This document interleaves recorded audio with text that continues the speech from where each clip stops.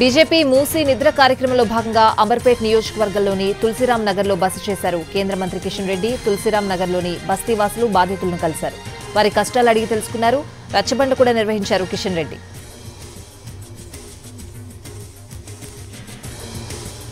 Hyderabad LB నగర్లోని ఫణిగిరి కాలనీలో BJP MP Etela Rajender Musi నిద్ర కార్యక్రమం నిర్వహించారు. మూసీ పరివాహక ప్రాంత ప్రజలతో మాట్లాడారు. సీఎం రేవంత్ రెడ్డి తుగ్లక్లా వ్యవహరిస్తున్నారని ఆరోపించారు ఈటెల. ప్రజలు ఇబ్బంది పడుతున్నా మూసీ బాగు చేస్తామనడం తుగ్లక్ చర్యే అని అన్నారాయన. జీతాలు ఇవ్వడానికి డబ్బులు లేవని చెప్పే ముఖ్యమంత్రి మూసీ ప్రక్షాళనకు 1,50,000 కోట్లను ఎక్కడి నుంచి తెస్తారని ప్రశ్నించారు. అడ్డొస్తే బుల్డోజర్లు ఎక్కిస్తామనే వాళ్లని ఏమనాలంటూ ఫైర్ అయ్యారు ఈటెల.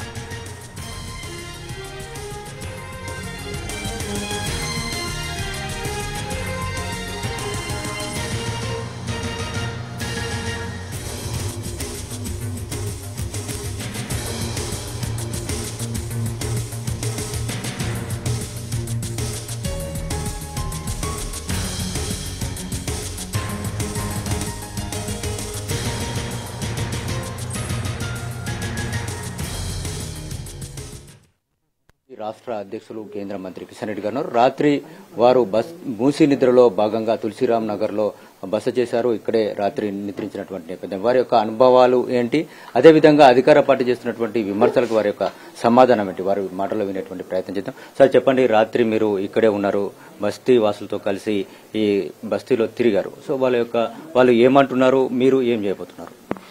ఒకటి, ఇక్కడ ఉన్నటువంటి బస్తీ ప్రజలు ఎవరు కూడా తమ ఇండ్లు కూల్చడానికి ప్రభుత్వం కూలుస్తామంటే చూస్తూ కూర్చోడానికి ఎవరు సిద్ధంగా లేరు.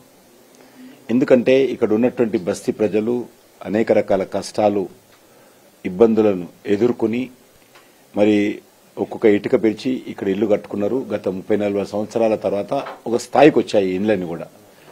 ఇక్కడ తరాలు గడిచిపోయాయి. తండ్రులు పోయారు, వాళ్ళ కొడుకులు వచ్చారు, వాళ్ళ ముందే పిల్లలు పెద్దగా అయ్యారు. ఈరోజు ఒక్కొక్క ఇంట్లో 4-5 కుటుంబాలు ఇక్కడ నివాసం ఉంటున్నారు. ఇది తప్ప వాళ్ళకు వేరే ప్రత్యామ్నాయం లేదు. కాబట్టి నేను ప్రభుత్వాన్ని కోరుతా ఉన్నాను, మానవతా దృక్పథంతో ఇల్లు కూల్చకుండా మూసి రీజనరేషన్ చేయండి. నెంబర్ 2, మనకి ఈరోజు 1,50,000 కోట్లు ఎక్కడి నుంచి అప్పు తెస్తాడో తెలియదు, కానీ ఈరోజు పెన్షన్ ఇవ్వాలంటే అప్పు తేవాలి, హైదరాబాద్లో గోతులు పుడ్చాలంటే అప్పు తేవాలి, మరి ఇక్కడ మూసి సుందరీకరణ చేయాలంటే అప్పు తేవాలి. ఏ పని చేయాలన్నా అప్పు లేకుండా ఈ రాష్ట్రంలో ఈరోజు పనిచేసే పరిస్థితి లేదు. ఆర్థిక పరిస్థితి ఆ రకంగా సంక్షోభంలో ఉంది. కాబట్టి మీరు ఉన్నంతలో గొప్పలు పోయి అసలు ప్రాజెక్టే పూర్తి కాకుండా ఉండాల్సినటువంటి అవసరం లేదు. ఎందుకంటే చాలా మంది కాంగ్రెస్ పార్టీ నాయకులే నాకు ఫోన్ చేస్తున్నారు, మా ఓడోదే చెప్తున్నది అయ్యేది కాదు పోయేది కాదు, మీరు ఎందుకు చేస్తున్నది అదంతా, అది అయ్యేదా పోయేదా, ఏమున్నది వెనక ముందు ఏమీ లేదు, ఆయన దగ్గర ₹1 లేదు, ఎందుకు చేస్తున్నారని కాంగ్రెస్ పార్టీ నాయకులే నాకు ఫోన్లు చేస్తున్నారు. మరి ఆ పరిస్థితుల్లో మీరు ఒట్టి మాటలు కట్టిపెట్టి గట్టి మేలు తలపెట్టి అంటారు కదా.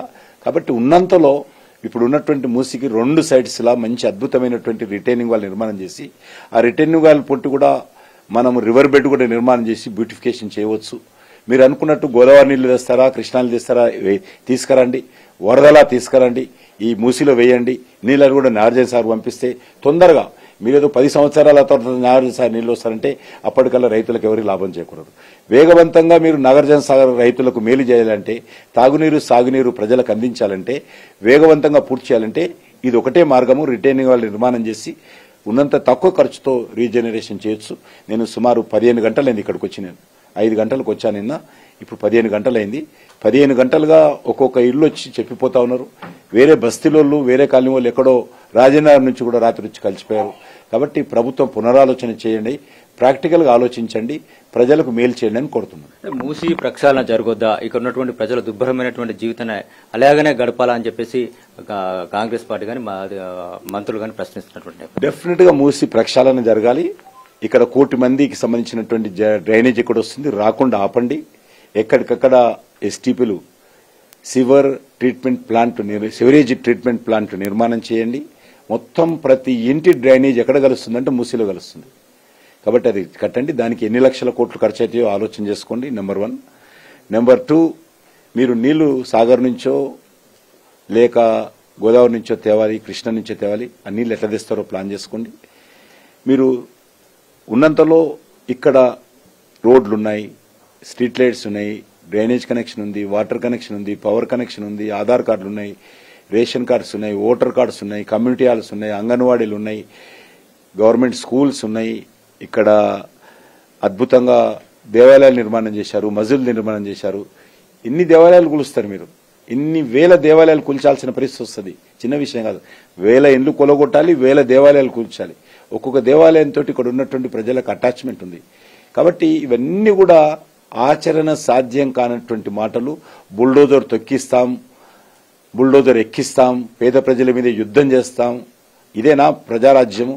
ఇదేనా ఇందిరమ్మ పాలన? దీనికోసమా సోనియా గాంధీ, రాహుల్ గాంధీ వచ్చి ప్రచారం చేశారు అనే విషయాన్ని మనం చేస్తా ఉన్నాం. ఇక్కడ ఉన్నటువంటి ఇళ్లను తొలగించకుండా, ఆక్రమణలను తొలగించకుండా మూసి పునరుజ్జీవనం సాధ్యం కాదు కదా అనేటువంటి ప్రశ్న వేస్తున్నటువంటి 100% సాధ్యమవుతుంది. ఎందుకంటే ట్యాంక్ బండ్ లో నుంచి ప్రతి సంవత్సరం వర్షం వచ్చినప్పుడు గేట్లు ఎత్తుకుంటాం, మీరు చూశారు. ఎత్తినప్పుడు కూడా ఇళ్లలోకి నీళ్లు రాకుండా చాలా అద్భుతంగా అక్కడ కూడా మేము రిటైనింగ్ వాల్ నిర్మాణం చేశాం. అనేక దేశాలలో నిజాం కాలంలో రిటైనింగ్ వాల్ నిర్మాణం చేశాం. ఇప్పుడు కూడా రిటైనింగ్ వాల్ కనిపిస్తుంది మీకు. రిటైనింగ్ వాల్ ఇక్కడ లేదు, ఇంకా లోపలికి ఉన్నది. కొంతమేరకు అప్పుడు కూడా ఆయన పూర్తిగా కట్టలేకపోయాడు. నిజాం కూడా పూర్తిగా కట్టలేకపోయాడు. మనకు ఎక్కడైతే గౌలుగూడ బస్ డిపోనో, ఉస్మానియా హాస్పిటల్ రిటైనింగ్ వాల్ ఇప్పుడు కూడా కనిపిస్తుంది. ఆ రకంగా రిటైనింగ్ వాల్ నిర్మాణం చేయండి. ఇది పాత ఉన్నది ప్రాక్టికల్. గతంలో నిజాం కట్టినటువంటి రిటైనింగ్ వాల్ ఏదైతున్నదో ఆ రకమైనటువంటి రిటైనింగ్ వాల్ అద్భుతంగా కట్టండి. ఎవరికి ఏ రకంగా ఇబ్బంది ఉండదు. ప్రజల ఇల్లు కూల్చడమే ఏకకై. ఆలు లేదు, చూలు లేదు అన్నట్టు నీళ్లు లేవు, పైసలు లేవు, డిపిఆర్ లేదు, బుల్డోజర్ ఎక్కిస్తా, ఇల్లు కూల్చేస్తా అంటే ఎట్లయితే చెప్పేది. నల్గొండలో రైతులు పాదయాత్ర చేసినటువంటి నేపథ్యం మూసి రావాల్సిందే, కావాలని బీజేపీ, బీఆర్ఎస్లు రాజకీయం చేస్తున్నాయని చెప్పేసి ఒక ఆరోపణ కూడా చేస్తున్నటువంటి. బీఆర్ఎస్ ఏం చేస్తుందో నాకు తెలియదు. వాళ్ళు రాజకీయం చేయొచ్చు, కానీ నేను రాజకీయం చేయడం లేదు. నేను ప్రజల కోసం వచ్చాను. ప్రజలకు అండగా ఉండాలి, ధైర్యం చెప్పాలి. వాళ్ళు ప్రాణాలు తీసుకోకూడదు. మేము అందరం అండగా ఉండాము, ప్రభుత్వంతో మాట్లాడతామని చెప్పడం కోసం వచ్చాము.